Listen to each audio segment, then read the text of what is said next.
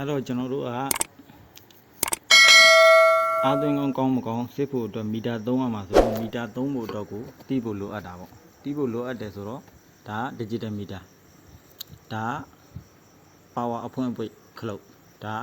whole ခလုတ် whole ခလုတ်ဆိုတာတော့ထိန်းချုပ်တဲ့ခလုတ်ပေါ့ဗျာ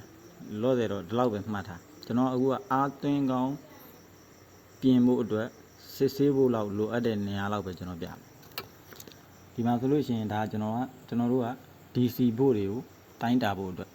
ဘို့ရှိမရှိကျွန်တော်တို့ဒီနေရာမှာဒီမီတာဒါမီတာဆက်လက်တာလို့ခေါ်တယ်ဒီမီတာဆက်လက်တာကိုလိုတဲ့နေရာကိုချိန်ပြီးတော့ဒီနေရာမှာ DC ဘို့ကိုကျွန်တော်တို့တိုင်းလို့ရတယ်ဒါဆိုလို့ရှိရင်ဒီမှာအတန်လှိုင်းလေးတွေပြထားတယ်ဒါအတန်မြည်စကေးဒီကောင်ကဒိုင်အုပ်စကေးဒါကျွန်တော်ဘို့စစ်မယ် DC ဘို့DC ဘို့ဆိုတာကတော့ mobile phone circuit ပေါ်မှာသုံးတဲ့ DC ဘို့အားတွေကိုတိုင်းတာဖို့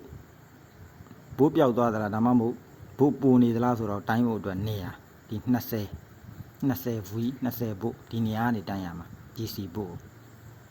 ဒါအတန်မြည်စကေးနဲ့ဒိုင်အုပ်စကေးလေးအတန်မြည်စကေးနဲ့ဒိုင်အုပ်စကေးဆိုတာကတော့ဒိုင်အုပ်စကေးဆိုတာလမ်းကြောင်းအဆက်အသွယ်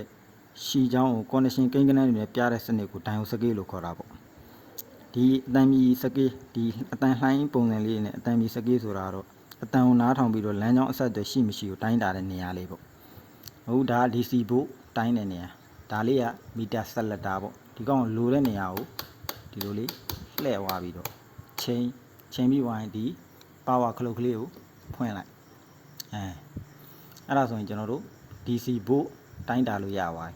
ဒီနေရာမှာဆိုလို့ရှိရင်လည်းအတန်မြည်စကေးမီတာဆက်လက်တာလေးကိုရွှေ့ပြီးတော့တိုင်းလို့ရတယ်အခုကျွန်တော်တို့ကအားသွင်းကောင်းကိုကောင်းမကောင်းစစ်မှာဆိုတော့ဒီ DC ဘိုနားလေးမှာမီတာဆက်လက်တာလေးကို20ဘိုနားလေးမှာထားပြီးတော့5ဘိုရှိမရှိဖုန်းစကစ်ပြားမှာရှိတဲ့အားသွင်းကောင်းကိုကျွန်တော်တို့တွားပြီးတော့တိုင်းတာမှာအဲ့တော့ကျွန်တော်ပြပေးမယ်ဖုန်းတော်တော်များများမှာတော့အားသွင်းကောင်းအောက်ခြေပင်တွေမှာပုံမှန်အားဖြင့်တော့ကျွန်တော်တို့ပင်9ပင်ရှိတာပေါ့အခုဒါဟိုနေ့ကကျွန်တော်ဖြုတ်ပြတယ်Honda 4H ပုတ်ဒီမှာဆရာတို့မြင်ရမလားမသိပင်လေးတွေဒီမှာ1ပင်2ပင်3ပင်4ပင်5ပင်ဖုန်းတိုင်းမှာပုံမှန်အားဖြင့်ဆိုလို့ရင်ဒီလို5ပင်5ပင်ရှိတယ်လောလောဆယ်ကျွန်တော်တို့ကအားသွင်းလို့ယာရေးအတွက်ကိုစစ်မှာဆိုတော့ဒီဘက်တောင်ဆုံးက1ပင်ရယ်ဒီ1ပင်ရယ်ဒါပဲလိုရမယ်ဒီအလဲကပင်3ပင်ရတော့လောလောဆယ်မလိုအပ်သေးဘူးဟိုဒီကောင်ဆိုလို့ရှိရင်ဒါဘို့ပင်ဆိုတော့ခုနကကျွန်တော်ပြောတဲ့ DC ဘို့5ဘို့အားသွင်းကြိုးကေဘယ်ကြိုးကနေထုတ်ပေးလိုက်တယ်5ဘို့စီဒီကိုရောက်မယ်ဒီက5ဘို့ကကျွန်တော်ဘယ်ဒီကိုသွားပြီးအော်တိုရောက်မယ်ဒါကတော့ ground ပင်ဒီ5ဘို့ဘေးအပင်က data minus ပင်ဒါ data plus ပင်ဒါ ID ပင်ဒါတွေကတော့လောဆယ်တော့မလိုအပ်သေးဘူးပေါ့ကွန်ပျူတာနဲ့ချိတ်ဆက်ပြီးတော့ကျွန်တော်တို့လိုအပ်တဲ့ software ပိုင်းဘာညာအတွက်ဆိုရင်တော့ဒီပင်လေးတွေလိုအပ်လာလိမ့်မယ်လောဆယ်မှာကျွန်တော်ဒီဘိုးထွက်တဲ့ပင်ရယ်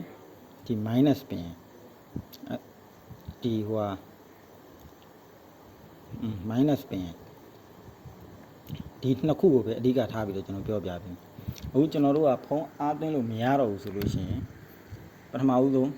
အားသွင်းကြိုးကျွန်တော်တို့ပလက်မှာထိုးလိုက်မယ်ထိုးပြီးဝိုင်းအဲ့ဒီအားသွင်းကြိုးကိုပဲကျွန်တော်တို့ဒီမာသာဘုတ်မှာရှိတယ်အားသွင်းကောင်းမှာကျွန်တော်သွားထိုးမယ်ကျွန်တော်ပုံမှန်အားသွင်းတယ်လို့ပေါ့အခုဒီလိုကျွန်တော်ထိုးလိုက်ပြီထိုးပြီးွားပြီဆိုလို့ရှိရင်သူကပုံမှန်အားသွင်းကြိုးတွေကနေ5ဘုတ်ထုတ်ပေးတာဆိုတော့အဲ့ဒီ5ဘို့ရှိမရှိခုနကျွန်တော်ပြောသလိုမီတာဆက်လက်တာကို DC ဘို့တိုင်းတဲ့နေရာမှာချိန်လိုက်မယ်ချိန်ပြီးသွားရင်မီတာအနက်တန်နဲ့အနီတန်နှစ်ခုအနက်တန်ကိုတန်ဘုံးမှာထောက်ပြီးသွားရင်ကျွန်တော်ဘယ်ပင်မှာ5ဘို့ရှိလဲမရှိဘူးလဲဒီလိုလေးသွားပြီးတော့ထောက်ကြည့်လိုက်ရုံနဲ့ဗီဒီယိုကတယောက်ထည့်ရိုက်ကတော့တိုင်ပတ်အဲ့တော့အခုကျွန်တော် မီတာအနက်တန်ကိုတန်ပုံးမှာ ground မှာကျွန်တော်ထောက်လိုက်တယ်ဒီမှာဒီပင်တစ်ပင်မှာကျွန်တော်ပိတ်ထောက်လိုက်တော့မီတာမှာ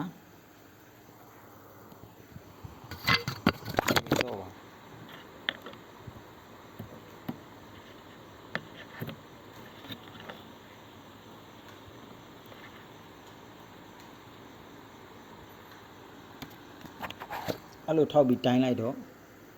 ကျွန်တော်ခုနပြောတဲ့ဒီ DC ဘို့20မှာကျွန်တော်ထားလိုက်တော့အာသွင်းကောင်းထုတ်ပေးတဲ့ 5 ဘို့ကဒီအာသွင်းကောင်းအာသွင်းကျိုးကထုတ်ပေးတဲ့ 5 ဘို့ကဒီအာသွင်းကောင်းရဲ့ဒီဘို့ပင်မှာလာပြီးတော့ထောက်လိုက်တော့ဟော5 ဘို့ထောက်သွားတယ်ဒါဆိုလို့ရှိရင်တော့ပုံမှန်အားဖြင့်ဒီအာသွင်းကောင်းကကောင်းနေတယ်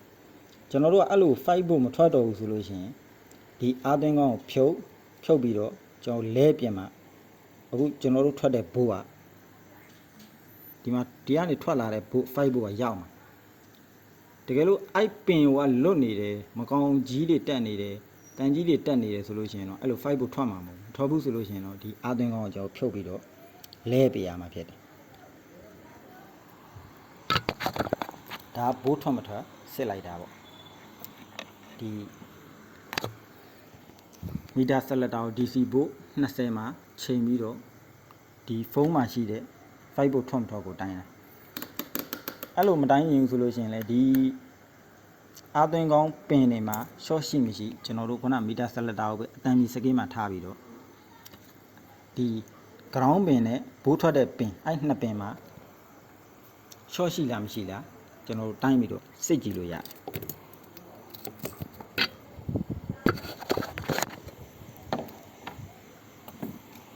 ဒါဆိုလို့ရှိရင်ကျွန်တော်မီတာဆက်လက်တာကိုအတန်ကြီးစကေးတန်အောင်စကေးမှာထားပြီးသွားပြီဆိုတော့ဒီလို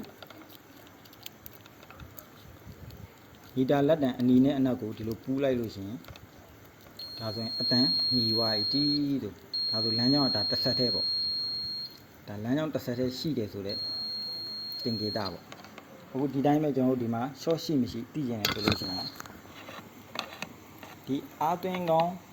ပင်တွေမှာပဲကျွန်တော်တို့မီတာနဲ့တွားပြီးထောက်ပြီးတော့တိုင်းကြည့်ရမယ်မီတာလက်တံအနီကိုဒီတန်ပုံး ground မှာ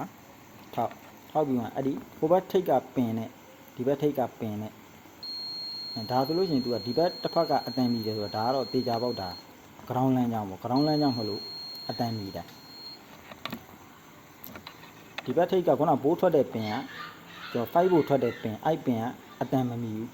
ဘာဖြစ်လို့အတန်မီလဲဆိုတော့ short မှမရှိတယ်တကယ်လို့အမှားပါ short ရှိအဲ့လမ်းကြောင်းမှာ short ရှိနေမယ်ဆိုလို့ရှိရင်ခုန ground လမ်းကြောင်းကဲဆို तू ကဒီကောင်လေးပဲ ground ဖြစ်ပြီးတော့ short ဖြစ်နေမှာအဲ့လို short ဖြစ်နေရင်လည်းကျွန်တော်အားဝင်မှာမဟုတ်ဘူးဟိုကကျွန်တော်ပြောပြခဲ့တဲ့9ပင်ပေါ့ပင်9ပင်ဒါဘိုးထွက်တဲ့ပင်ဒါ ground ပင်တကယ်လို့ဒါကတော့ ground ကတော့သူပင်ကိုအတိုင်း ground ကတော့အတန်ကတော့မြည်နေမှာပဲမီတာနဲ့တိုင်းတကယ်လို့ဒီပင်မှာပါထပ်ပြီးတော့ဒီပင်သွားတဲ့လမ်းကြောင်းတွေမှာပါ short ရှိနေမယ်ဆိုလို့ရှိရင်ဒီ5 ဘို့ပင်ကလည်းအတန်မြည်နေလိမ့်မယ်အဲ့လိုအတန်မြည်နေပြီဆိုလို့ရှိရင်တော့ရှေ့ဆက်ပြီးတော့ဒီအတန်မြည်စကေးထားပြီးတော့ပဲ short ရှာတဲ့နည်းကိုကျွန်တော်ရှေ့မှာထပ်ပြီးတော့တင်ပြပေးမှာဆိုတော့ဒီတော့ကတော့ဆရာတို့ပူစရာမလိုအခုကတော့ကျွန်တော်တိုင်းပြတာဒါကောင်းတဲ့ဘုတ်ဖြစ်နေတော့အတန်မမြူဖို့ပဲထွက်တယ်ဒါကတော့အခြေခံပေါ့ရှေ့တင်ကန်းလာမှာတော့ကျွန်တော်ဒီအာသွင်းကောင်းကြီးတကယ်လို့မကောင်းဆိုလို့ရှိရင်5 ဘို့မထွက်တော့ဘူးဆိုလို့ရှိရင်အာသွင်းကောင်းကိုဖြုတ်မယ်ဖြုတ်ပြီးသွားလို့ရှိရင်အာသွင်းကောင်းအစ်အစားထိုးပြီးတော့လဲမယ်အဲ့လဲတဲ့ပုံစံလေးကိုတေချာလေးကျွန်တော်ပြပေးမယ်အခုကျွန်တော်ပြောတဲ့ဟိုသူ့အဆင့်နဲ့သူစစ်ကားတဲ့ပုံစံလေးတွေဒီမီတာလော့တဲ့အခြေခံသုံးတဲ့ပုံစံလေးတွေကိုဆရာတို့တေချာလေးလိုက်ပြီးတော့မှတ်ပေးပါဒီမီတာ3နည်းအခြေခံခုနကကျွန်တော်ပြောသွားတယ် DC ဘို့တိုင်းတာရဲ့အတန်မီစကေးဒါလည်းအခုလော့တဲ့မမှတ်မိဘူးဆိုလို့ရှိရင်ရှေ့မှာ short ရှာမယ်နီးဗီဒီယိုထပ်တင်ပေးလို့ရှိရင်ဒီမီတာနဲ့ပဲသုံးပြီးရှားမှာဆိုတော့ဒီအကြောင်းပြန်ပါအောင်မယ်ဒီတော့ကိုတော့ဆရာတို့ပူစရာမလိုဒီနေ့တော့ဒီလောက်ပဲအင်ရှာလာမနက်ဖြန်ဒါမှမဟုတ်တပတ်ခါကိုအာသွင်းကောင်းဘို့မထွက်တော့ဘူးဆိုလို့ရှိရင်အဲ့ဒီအာသွင်းကောင်းတစ်ကောင်းလုံးဖြုတ်မယ်ဖြုတ်ပြီးတော့အာသွင်းကောင်းအစ်စ်လဲမယ်လဲတဲ့ပုံစံလေးလိုအပ်တဲ့ပစ္စည်းလေးတွေပါကျွန်တော်တခါတည်းပြောပြပေးသွားမယ် အမှရှေ့တင်ကန်းလာမှာထပ်ပြီးတော့ဆရာတို့လေ့လာလို့ရတယ်မရှင်းဘူးဆိုလို့ရှိရင်တော့3 4 5ကောက်ကြီးတင်ရင်လည်းကြီးရမှာပဲဒါမှလည်းကျွန်တော်တို့မေ့မှာမဟုတ်ဘူးဒီတစ်ခေါက်လောက်ပဲကြည့်မယ်ဆိုလို့ရှိရင်တော့ခဏတာအတွင်းပဲဒါတွေကပျောက်သွားမှာဒါပေမဲ့တကယ်လက်တွေ့ဒီလိုမီတာတွေပါတွေရှိတယ်ဆိုလို့ရှိရင်တော့လက်တွေ့လုတ်မယ်ဆိုလို့ရှိရင်တော့မေးဖို့တော့မလွယ်ဘူးဒါပေမဲ့ပူစရာတော့မလိုပါဘူးအခု